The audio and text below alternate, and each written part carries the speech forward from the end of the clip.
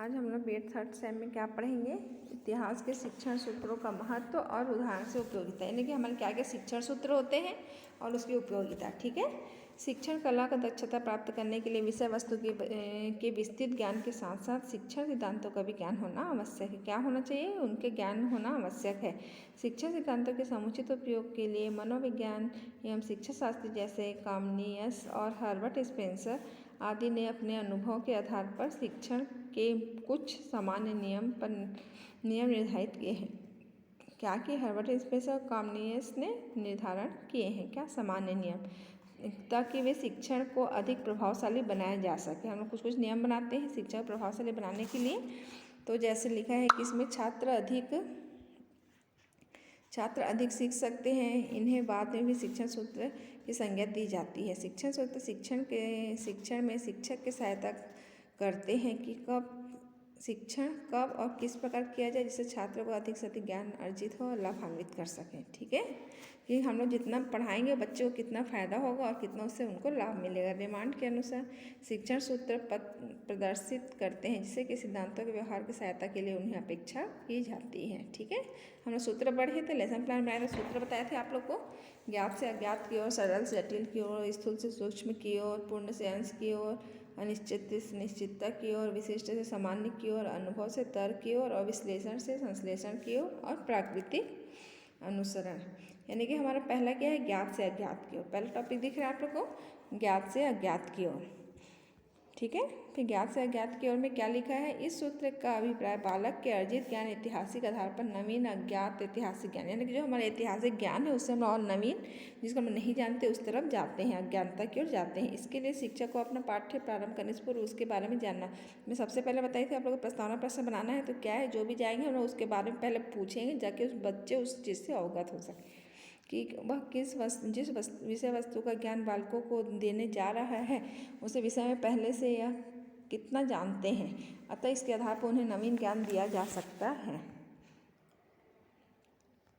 ठीक है, तो उसे क्या बोलते हैं? विषय वस्तु सरलता से आत्मसात कर लेते हैं उन्हें। रायबर्न फोर्ज ने लिखा है कि प्रत्येक पाठ का समारंभ बिंदु वह होना चाहिए जिससे बालक पहले से सीखा जा सके, यानी जो बच्चा पहले से जानता है उसी से हमको क्लास को स्टार्ट करना चाहिए। सरल से जटिल की ओर, इस सूत्र में अंतर्गत बालकों में सर्वप्रथम सरल ऐतिहासिक तथ्यों या घटनाओं का ज्ञान कराया जाता है। तत्पश्चात जटिल तथ्यों घटनाओं को क्या किया जाता है? पहले सरल, उसके बाद जटिल घटनाओं को किया जाता है।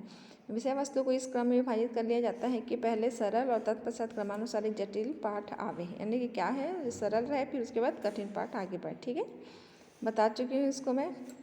स्थूल से सूक्ष्म की ओर सीखने के लिए एक सामान्य नियम यह है कि बालक स्थूल से सूक्ष्म वस्तुओं या तथ्यों को पहले सीखता है, तत्पश्चात सूक्ष्म वस्तुओं तथा या तथ्यों को। यही इस सूत्र के आधार पर है। इसके आधार पर छात्रों को प्रारंभ से स्थूल तथ्यों या वस्तुओं का ज्ञान कराया जाता है। ठीक है, ये क्या लिखा है हमारे पाठ में? स्थूल से प्रारंभ होकर सूक्ष्म में समाप्त होने लगते हैं। फिर नेक्स्ट हमारा पूर्ण से अंश की ओर। यह सूत्र मनोविज्ञान के अव्ययी पर आधारित होता है, जिसके अनुसार बालक को पहले अव्ययी का ज्ञान होता है और बाद में अवयव का। अतः इस सूत्र के अनुसार छात्रों को सर्वप्रथम संपूर्ण तथ्य या घटना का ज्ञान कराया जाता है। ठीक है, अनिश्चितता से निश्चितता की ओर, यानी कि जो अनिश्चित है उससे क्या निश्चितता, यानी जो लोग कुछ पढ़ रहे हैं जैसे लिखा है प्रारंभ में बालक ज्ञान अनिश्चितता रहता है, फिर उसे किसी ऐसे ऐतिहासिक ऐसे तथ्य की घटना का निश्चित ज्ञान नहीं होता। वह उनके विषय में स्वयं कल्पना करके अनिश्चित विचार अपने मन में बना लेता है जिससे वह सही मान लेता है। वह इस सूत्र का उद्देश्य छात्रों में अनिश्चितता से सुनिश्चितता की ओर ले जाता है, यानी कि जो हमको निश्चित नहीं है वो सब निश्चित की ओर चले जाते हैं। विशिष्ट से सामान्य की ओर, इस सूत्र में अभिप्राय यह है कि छात्रों को पहले ऐतिहासिक तथ्यों की घटना का विशिष्ट ज्ञान कराया जाता है, तत्पश्चात सामान्य ज्ञान भी कराया जाता है। इसके अनुसार क्या बोल रहा है? छात्रों को स्पष्ट है कि सबसे पहले विभिन्न प्रकार की ऐतिहासिक घटनाओं का उदाहरण के द्वारा प्रस्तुत करती है। फिर क्या है? अनुभव से तर्क की ओर, यानी अनुभव जो हमारा है फिर हम तर्क करेंगे। किस पर तर्क करेंगे? जिसको हम नहीं जानते। तो मैडम लोग क्या बताते हैं? नया चीज़ बताते हैं। जैसे बालक प्रारंभ से अनुभव के आधार पर सीखता है, पर बालक सीखने की प्रबल जिज्ञासा होती है कि उससे बात क्या होगा और क्या हमको सीखना है। तो इसे अनुभव के आधार पर वह बहुत से ऐतिहासिक तथ्यों घटनाओं का वास्तविकता रूप समझने में असफल हो जाता है। जिससे वह तर्क पर आधारित नहीं होता, उसे अनुभव के ज्ञान के आधार पर तर्क संगत के द्वारा ही वह स्थायी कर सकता है। ठीक है, फिर नेक्स्ट हमारा विश्लेषण से संश्लेषण की ओर, यानी शिक्षण सूत्र इतिहास शिक्षण की विशेष उपयोगी है। इसके अनुसार ऐतिहासिक घटना का पहले विश्लेषण किया जाता है, फिर उसका क्या करते हैं, संश्लेषण। ठीक है, उसे खंडों विभक्त कर हम उसका विश्लेषण करते हैं। फिर जैसे है हमारा नेक्स्ट हमारा पहला प्रश्न हो गया, तुम लोग का क्या था, पहला वाला सूत्र था, यानी हम उसको कैसे करेंगे, सूत्र क्या क्या है शिक्षण के। अब सेकंड क्वेश्चन क्या है, इतिहास से इतिहास के शिक्षण में उत्तर प्राप्त करने की युक्ति का महत्व, यानी क्या क्या उत्तर हम लोग प्रश्न पूछेंगे तो बच्चे आंसर कैसे देंगे, उसके बारे में हम लोग इस क्वेश्चन में पढ़ेंगे। जैसे दिया इतिहास शिक्षा में प्रश्न पूछने की युक्ति विशेष महत्व है। जैसे हमको जो पाठ को पढ़ाया उसका रिवीजन कराते हैं तो क्या हुआ, वो पुनरावृत्ति प्रश्न होता है, जिससे कि शिक्षण सीखने की क्रिया प्रभावोत्पक बनाए, यानी हम उससे पढ़ाएंगे इतना अच्छा ताकि बच्चे उसका आंसर बता सके।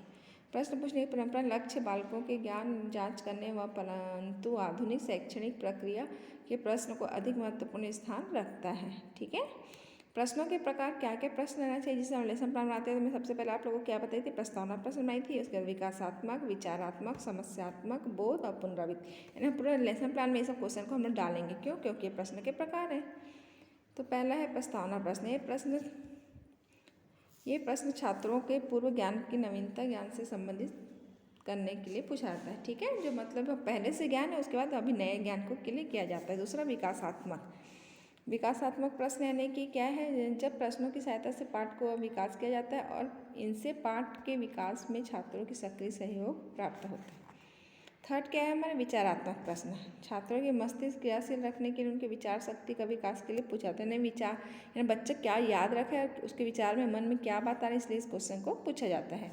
समस्यात्मक प्रश्न, पाठ प्रारंभ होने से पहले समस्या प्रस्तुत करने के लिए पूछे जाते हैं, जो छात्र समस्या समाधान का प्रयत्न, जैसे हमारा प्रॉब्लमेटिक क्वेश्चन रहता है लास्ट क्वेश्चन प्रस्तावना में, तो उस तरह से क्वेश्चन हमारा समस्यात्मक प्रश्न रहता है कि बच्चे उसको आगे उसके बारे में बता सकें या सर मतलब शिक्षकों टीचरों से पूछ सकें। बोध प्रश्न में क्या दिया है, ये प्रश्न छात्रों के द्वारा अर्जित ज्ञान, ये प्रश्न छात्रों के द्वारा अर्जित ज्ञान की जांच हेतु पूछे जाते हैं। पुनरावृत्ति प्रश्न यानी ये प्रश्न पठित पाठ की जांच के अथवा पठित पाठ को दोहराने, यानी क्या करते हैं, पुनरावृत्ति यानी बताई थी मैं लास्ट में आप लोगों को क्या रहता है, पुनरावृत्ति प्रश्न बनता है। अब इसके क्या क्या लाभ हैं, तो पहला लाभ है जैसे इससे छात्रों को ध्यान पाठ में केंद्रित किया जाता है, यानी छात्रों को पढ़ाएंगे और रिवीजन कराएंगे और जो सोचेंगे हम क्वेश्चन पूछेंगे तो बच्चे क्या रहेगा कि हमारे टीचर क्या पढ़ा रहे हैं उसको ध्यान देगा। अगर हम क्वेश्चन नहीं पूछेंगे तो बच्चे को कोई वो नहीं रहेगा कि हम क्या, जैसे आप लोग को हम लोग पढ़ाने के बाद क्या देंगे, असाइनमेंट। तो असाइनमेंट आप लोग जितने लोग देंगे तभी हमको पता चलेगा उन लोग क्लास अटेंड किए। ठीक है, और असाइनमेंट में ऐसा समझ आना भी चाहिए कि बच्चे को लिखे हैं तो क्या मैडम बताइए वो सही उस टाइप से लिखना पड़ेगा। आप लोग जो हम लोग पॉइंट लिखाएंगे उसको आप लोग उसके अंदर डील करेंगे। ठीक है, इसके द्वारा शिक्षक छात्रों को पूर्व ज्ञान के नवीन ज्ञान से संबंधित सफल करने में सफल हो सकता है, यानी कि पूर्व ज्ञान से हमको क्या करना है, नवीन ज्ञान, यानी पहले का ज्ञान में नए ज्ञान का भी उसमें मतलब हमारा ज्ञान बढ़ जाता है। तीसरा जैसे लिखा है, इससे छात्रों द्वारा अर्जित ज्ञान की जांच हो जाती है तथा शिक्षक के शिक्षण की सफलता का मूल्यांकन किया जाता है। ठीक है, ये शिक्षण के समय छात्रों के मस्तिष्क को क्रियाशील बनाए रखने तथा पाठ के विकास में उनका सहयोग प्राप्त करने में क्या होता है, सहायक होते हैं।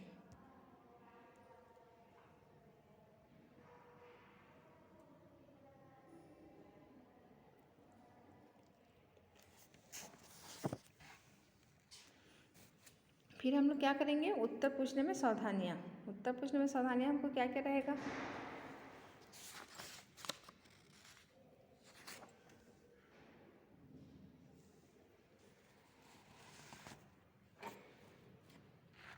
ठीक है। उत्तर प्राप्त करने में क्या होगा हमारा, क्या क्या हमको मिलेगा, थोड़ा सा आप लोग को छूट गया उसको एक दिन में भी बाद में करा देती हूँ। ठीक है, जैसे अब मैं पढ़ा देती हूँ, जैसे इसका लाभ हुआ तो लाभ है तो सीमाएं क्या क्या होगी। प्रश्नों की भाषा कठिन और स्पष्ट और छात्रों को समझ नहीं आते ना। हम प्रश्न बनाएंगे पर क्या होगा, प्रश्न सही नहीं रहने से बच्चों को समझ नहीं आएगा। फिर नेक्स्ट है, लंबे प्रश्न पूछने पर छात्र को याद रखने में समर्थ नहीं होते।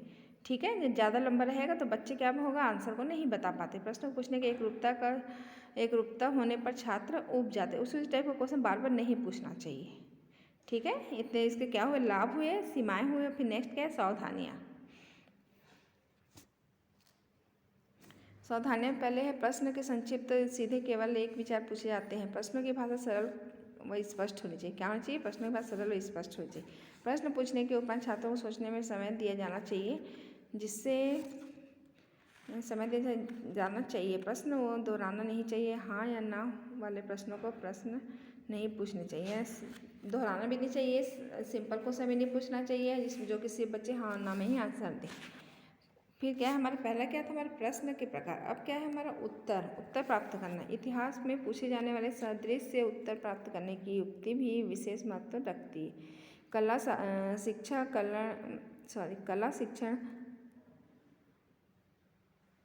शिक्षा छात्रों के द्वारा ज्ञान को व्यवस्थित करता है। क्या करता है, व्यवस्थित करता है और नवीन ज्ञान देने के लिए उसे अग्रसित करता है। उत्तर देने से छात्रों की विचारशील और तर्क व्यक्ति के विकसित होती रहती है। ठीक है, तो अच्छे उत्तर के विशेषता। अब क्या पढ़ेंगे हम, अच्छे उत्तर की विशेषता, कैसे उत्तर होना चाहिए।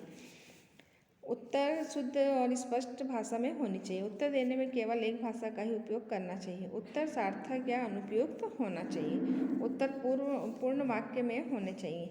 उत्तर देते समय वाणी में ओज होना चाहिए ताकि संपूर्ण कक्षा उसे सुन सके, यानी बात अच्छे से करना चाहिए, जो कि हमारा प्रोनाउंसिएशन होता है। उत्तर और विचारपूर्ण एवं प्रासंगिक होना चाहिए। ठीक है, अब हमारा है उत्तर प्राप्त करने की सावधानियाँ। क्या क्या हमें उत्तर प्राप्त करने में सावधानियाँ होती, तो लिखा है जैसे कक्षा में सभी छात्रों को उत्तर देने के लिए समान अवसर देना चाहिए। कक्षा के पीछे बैठने पर विशेष ध्यान रखना चाहिए। प्रश्न पूछने के तुरंत बाद उत्तर प्राप्त करने की आकांक्षा नहीं रखनी चाहिए, क्योंकि हर बच्चा तुरंत आंसर दे जरूरी नहीं होता है। छात्रों को समुचित उत्तर पर शिक्षक को धैर्य से काम लेना चाहिए, ताकि प्रश्न का स्वरूप को बदलकर अभीष्ट उत्तर प्राप्त करने में सहायता मिले। ठीक है, और ऐसे बहुत सारे ऐसे पॉइंट हैं, नीचे लिखा है, आप लोग देख लीजिएगा। आज हो गया आप लोग इतिहास के बारे में, जो हम लोग पढ़े उसके बारे में था। ठीक है, ओके। अब आप लोग को मैं असाइनमेंट क्वेश्चन दूंगी, उसको आप लोग बना के सेंड करेंगे।